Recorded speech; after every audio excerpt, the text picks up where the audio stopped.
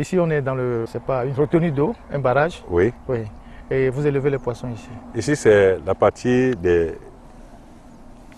tilapia. Ok. Nous avons 2 barrages ici. Ok. Donc, il y a cette partie pour les tilapia. Malheureusement, ce n'est pas l'heure. Sinon, ils doivent sortir pour manger quand nous mettons la nourriture. Et il y a une complicité entre les poissons et l'homme. Vous voyez, si c'était à 8 heures, j'étais là, avant même de commencer par jeter, ils attendent ma voix, même les pas, ils viennent déjà à la surface. Donc, ici, nous n'avons que les tilapia, avec quelques autres poissons qui sont rentrés dedans. Et de l'autre côté, nous avons les silures blancs. Ok. Surtout, le barrage est profond de 4,50 m. Voilà les tilapia qui commencent par sauter. Ceux-là, vous allez les voir plus encore. Les silures blancs, vous allez les voir encore plus.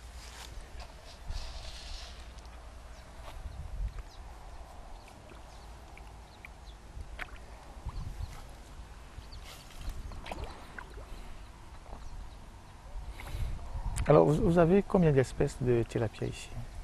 Non, si on peut parler comme ça. Pour le moment, nous avons que... ici, qu'est-ce que nous avons fait? Nous faisons... on ne nourrit pas nos poissons d'une manière à les gaver pour que ça devienne gros. C'est pourquoi ils sont nourris d'une manière naturelle d'abord. Et on ne fait que les apports. Et c'est chaque 5 mois, 6 mois qu'on fait la pêche. Après 6 mois, on fait la pêche. Ça veut dire que dans une année, on fait 2 fois la pêche. Et on laisse les poissons grandir dans un environnement normal. Vous les vendez?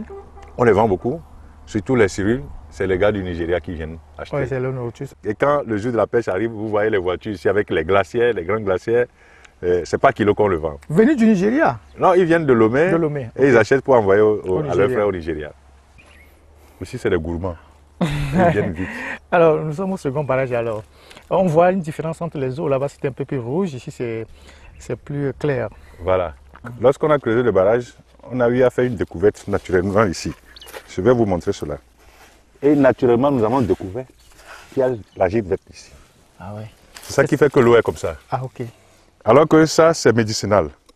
Vous voyez, Dieu a donné des choses autour de nous. Donc c'est ça qui fait que l'eau, quand vous goûtez l'eau là, c'est différent de l'autre. Cette eau est vraiment sucrée dedans et vraiment doux. Et c'est ça que tout le village et les villages autour viennent chercher pour boire. Ah bon, mais ah ouais. Il n'y a pas de fontaine ici? Il n'y a pas de fontaine. Il n'y a pas de forage? Non, il n'y a pas de forage dans les villages. Il n'y en a pas.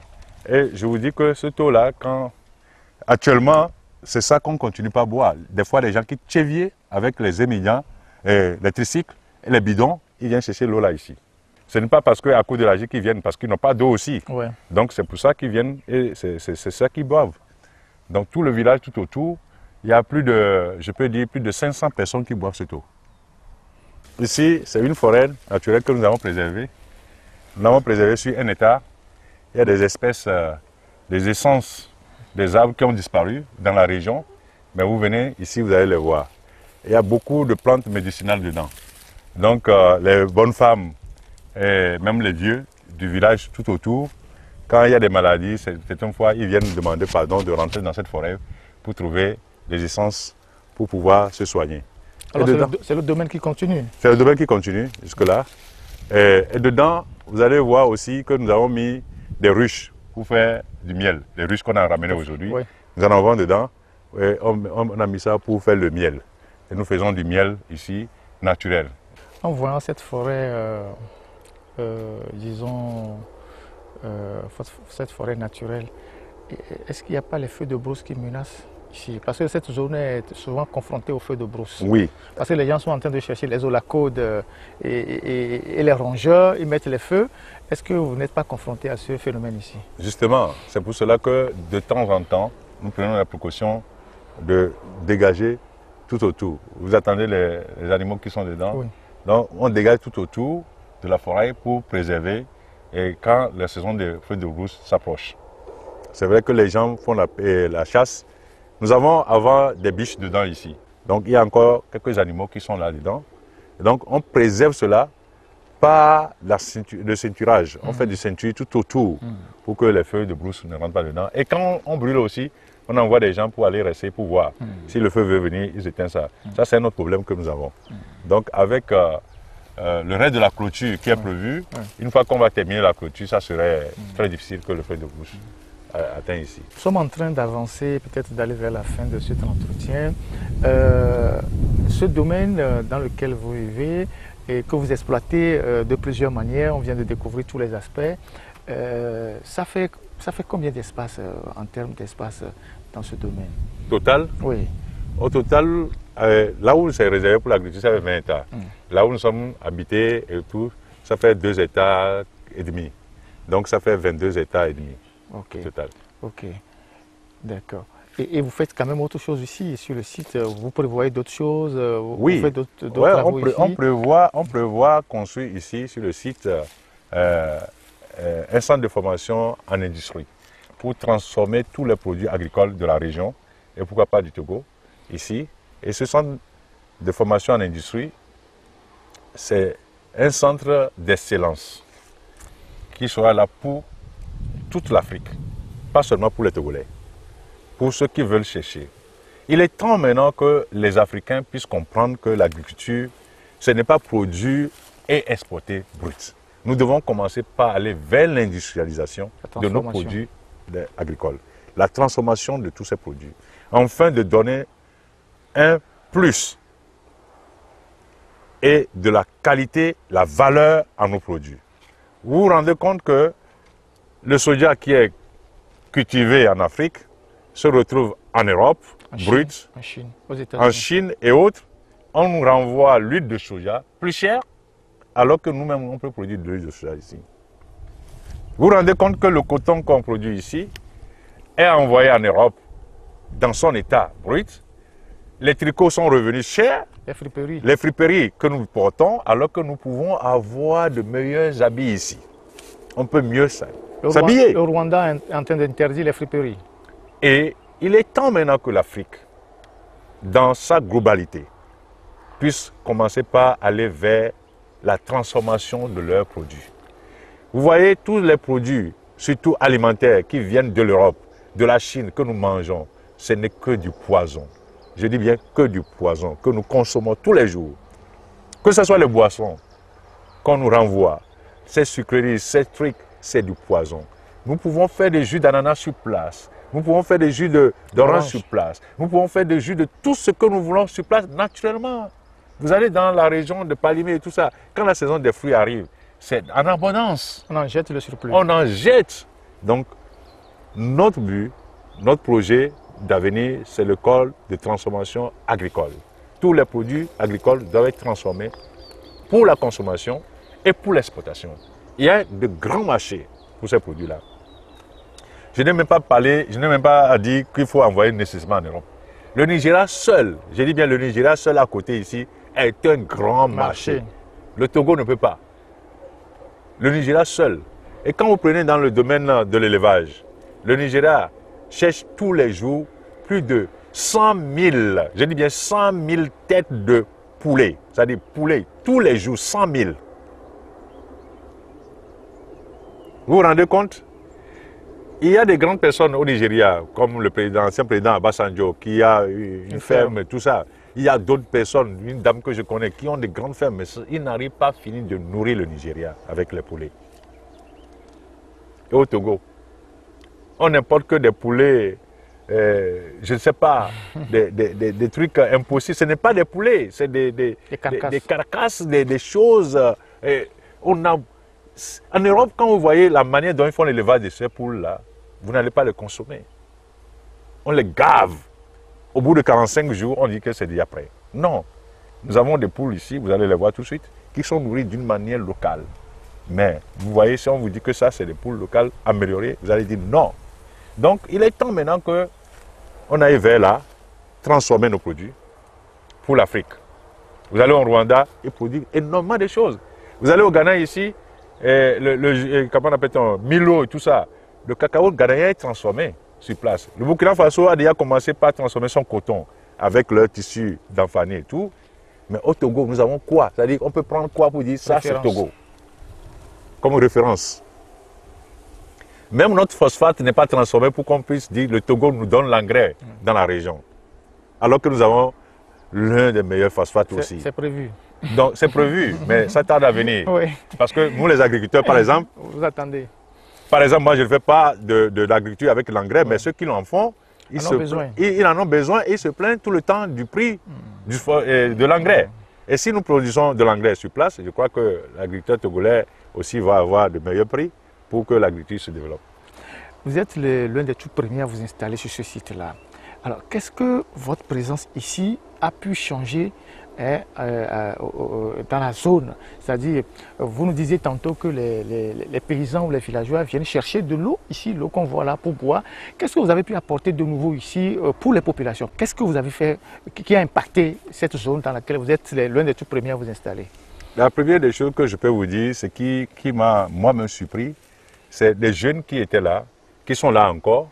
Lorsque j'étais arrivé, ces jeunes-là avaient une seule chose dans la tête, quitter l'environnement ici et aller loin. Ils pensaient que le bonheur se trouve ailleurs. D'autres voulaient aller au Nigeria pour travailler dans les plantations, d'autres veulent aller en Côte d'Ivoire, d'autres veulent chercher de l'argent pour aller en Europe.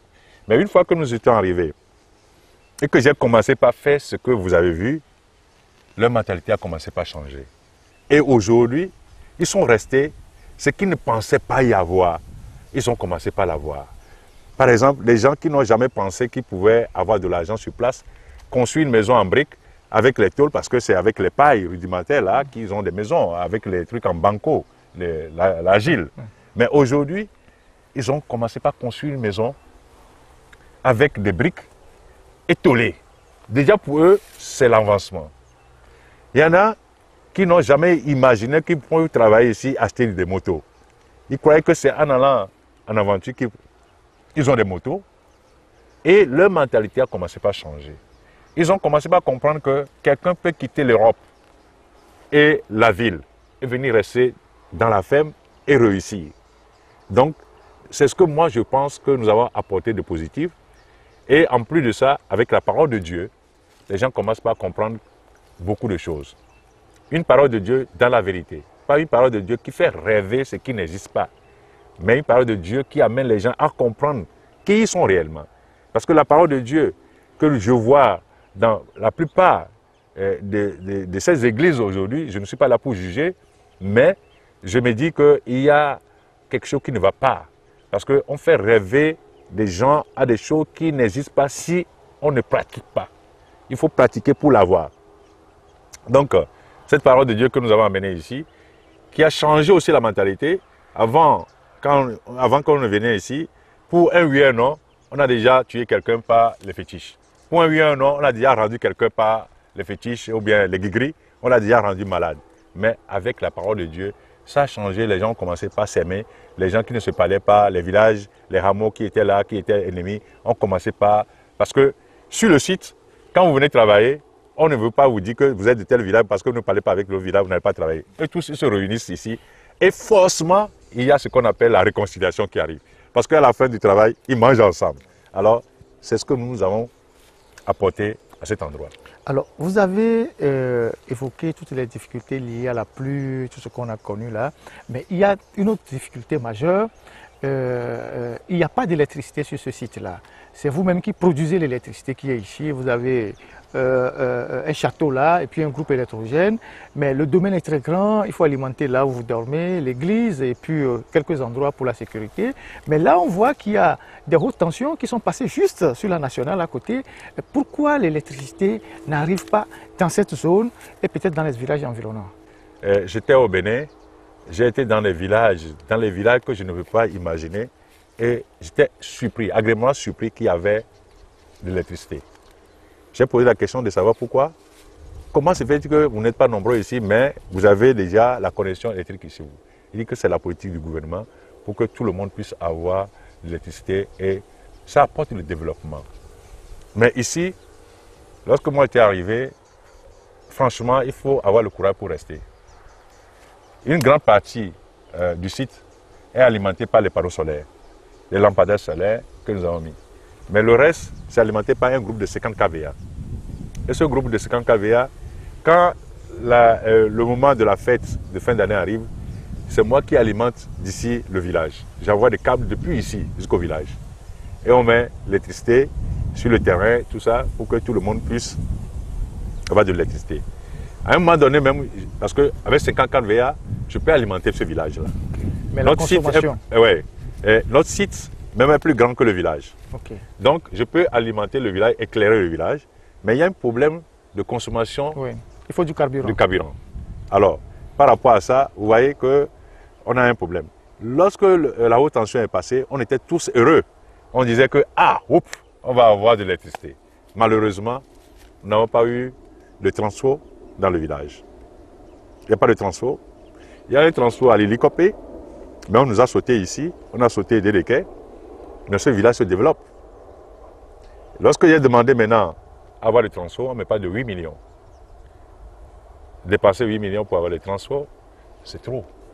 Donc, c'est un appel que nous lançons à l'État pour qu'on puisse nous envoyer, comment on appelle-t-on, un transfo ici pour que le village puisse avoir aussi de l'électricité.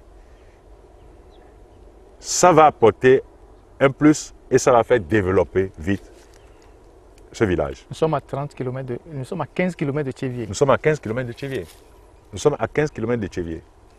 Vous voyez, je donne de l'eau du barrage de temps en temps aux villageois et ils viennent, ils puissent de l'eau parce qu'il y a des moments où tout le monde vient toute la journée. Mais il faut pomper l'eau avec du gasoil pour pouvoir l'amener. Donc, voilà la situation que nous vivons ici. Si l'État peut faire quelque chose en mettant un transfo dans le village de Kolor, le village va se développer. Et vous allez voir que le Togo va se développer. Alors, vous, M. Crastino, vous avez longtemps fait l'Europe.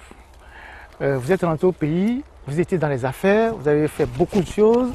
Vous étiez à la Chambre du commerce, vous avez plein de projets. Qu'est-ce que cela vous fait de quitter tout ça pour venir vous installer ici à la ferme et quel impact cela a sur votre famille? Parce que vous avez des enfants aussi, vos enfants vivent ici, ils sont où? Comment est-ce que vous vivez tout ça en étant ici? Franchement, au début, c'était un peu difficile. C'était un peu difficile parce que vivre dans un environnement à un niveau de vie aussi élevé et descendre en même temps dans la brousse en tant que citadin, je ne suis pas l'enfant d'un paysan, mon papa n'était pas paysan, pour dire que j'ai grandi dans un champ, je connais la terre, mais quand j'étais venu ici, pour ne pas mentir, si c'était de ma propre volonté, je n'allais pas pouvoir venir. Mais comme c'est la volonté de Dieu qui m'a appelé par là, et que je suis arrivé par sa volonté, c'est pour ça que je suis resté là. Mais mes enfants n'arrivent pas à supporter. Amen. Si vous avez vu quelque chose, il faut prendre ça. C'est un serpent.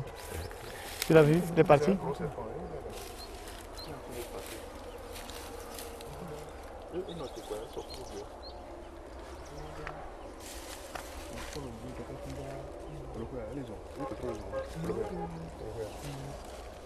En fait, il y a un gros serpent qui passe dans la forêt classée de M. Tino. Il nous a dit tout à l'heure qu'il y avait des biches ici, il y avait plein de choses ici. Et moi, ce que je redoute le plus, c'est les serpents. Donc, voilà. Et donc, vos enfants... Donc, les enfants, bon, il y a quelques-uns qui sont en Europe et aux États-Unis, mais ceux qui sont au Togo, ils ne vivent pas avec moi ici, mais ils viennent les week-ends. Les week-ends, quand ils viennent ici, au début, c'était difficile pour eux. Parce que comme vous voyez le gros serpent dans la forêt, c'est comme ça à la maison aussi. Des fois, il y a des serpents qui arrivent. Donc, c'était difficile pour eux. Mais maintenant, ils sont habitués. Et tous les week-ends, ils me rejoignent. Bon, actuellement, ils ne sont pas là aujourd'hui. Mais tous les week-ends, ils viennent quand même. Donc, ça vient. C'est de tout petit. Mais ça vient. J'aimerais qu'ils puissent prendre le goût de rester là et de s'habituer. Parce que quand je vis ici aujourd'hui, ceux qui me connaissaient à Lomé, qui me voyaient à Lomé, quand ils me voient aujourd'hui, ils disent, qu'est-ce que tu fais? Tu deviens encore plus jeune. Vous rajeunissez. Je dis, c'est la nature qui me rajeunit. La nature parce que j'évite beaucoup de choses aujourd'hui. Le bruit. Non seulement le bruit, le stress, la climatisation, tout ce qui est glacé. Je n'ai pas de frigo ici. Même, ce n'est pas que je ne peux pas en avoir, je peux en avoir, mais je ne veux plus. Parce que tout ce qui est glacé, tout ça, je vide ça. Et ce qui fait que, du coup, je mange bio, je vis dans la nature me traite. La nature me traite. Depuis que je suis arrivé ici, avant à Lomé, chaque fois, les migraines, les maux de tête. Moi, depuis que je suis arrivé ici, je n'ai jamais pris d'aspirine, ni de Ferragan, parce que la nature me traite. Donc, j'ai dit à mes enfants, habituez-vous à cela, vous allez voir, on vit peinard. Et on n'a pas de stress, on n'a pas la pollution, on mange naturel. Donc, moi, je suis très heureux d'être ici. Et je remercie le Seigneur qui m'a envoyé ici. Au début, j'étais contre lui. Je dis, comment tu peux m'envoyer dans une brousse? Maintenant, aujourd'hui, je le remercie. On ne peut pas tout découvrir. Il y a d'autres choses ailleurs qui sont un peu trop loin d'ici qu'on ne peut pas aller. Il y a des palmeraies, les bœufs, tout ça. C'est un peu plus loin d'ici. Et donc, nous sommes à la fin.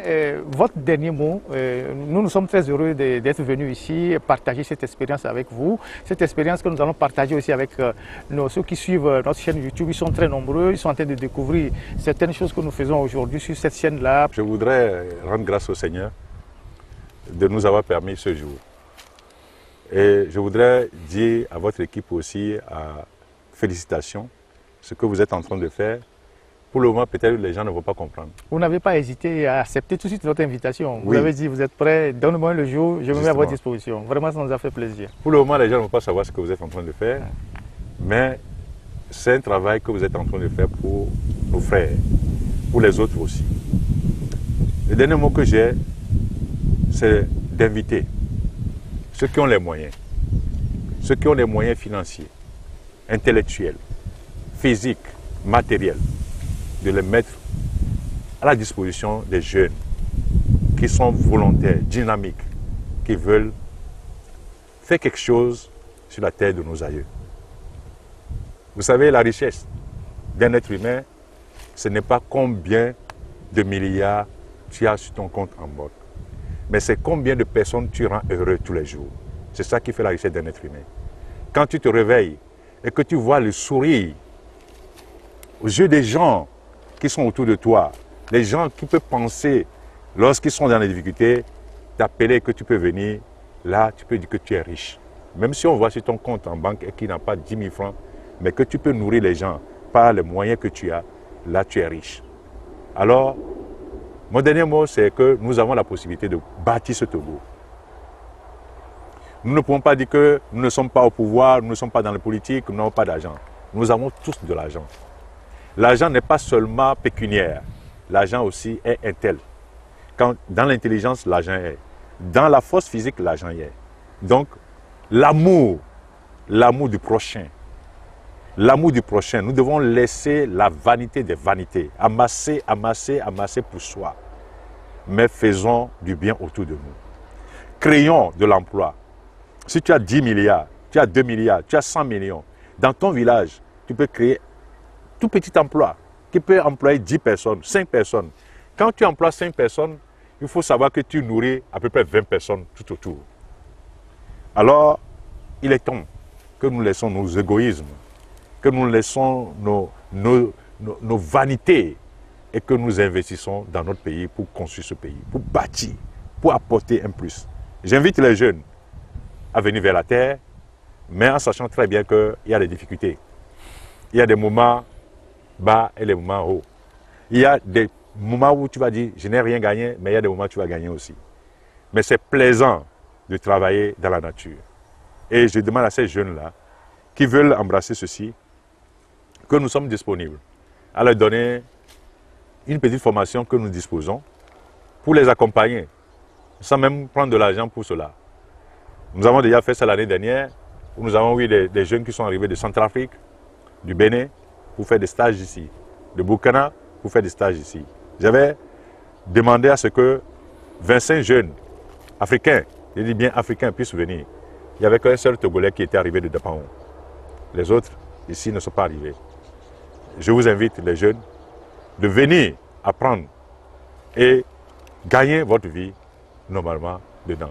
Aujourd'hui, l'agriculteur togolais est pauvre. Mais demain, les plus riches de ce pays seront les agriculteurs. Parce que vous allez nourrir les populations, vous allez nourrir le monde. De l'Afrique jusqu'en Europe, vous êtes capable de les nourrir. Que Dieu nous garde. Je rends grâce au Seigneur pour votre vie. Merci Seigneur. Et merci à vous aussi. Merci beaucoup à notre invité, M. Clastino. Nous lui avons pris son week-end ce samedi 4 septembre pour faire le tour à moitié de tout son domaine. Je vous le disais tantôt, il y a d'autres endroits qu'on n'a pas pu visiter qui sont un peu plus éloignés ici, où il y a des palmeraies, des bœufs et tout. Et l'objectif, je le répète encore, de ces genres de reportages, c'est d'amener les gens à comprendre que quelque part au Togo, il y a ceux qui ont choisi de laisser tomber leur confort et de retourner vers la terre et de travailler pour nourrir les autres et d'impacter la région dans laquelle ils sont en train de s'installer. Et nous sommes allés déjà à d'autres endroits. Aujourd'hui, nous sommes ici. Nous irons certainement pour d'autres reportages ailleurs. Mais l'idée, c'est ça. Il faut que les gens reviennent au niveau de la terre. Et puis, les invités comme M. Tino sont des exemples témoins que nous sommes en train de présenter à d'autres Togolais, à d'autres compatriotes, pour que les gens comprennent qu'on peut réussir à partir d'un peu de choses. On peut réussir, on peut impacter notre région, notre localité, là où nous nous installons. Et donc, nous le remercions d'avoir consacré ce week-end à l'autre journal. Et vous aussi qui nous suivez sur notre chaîne YouTube. Et nous vous disons à la prochaine pour un autre reportage. Merci.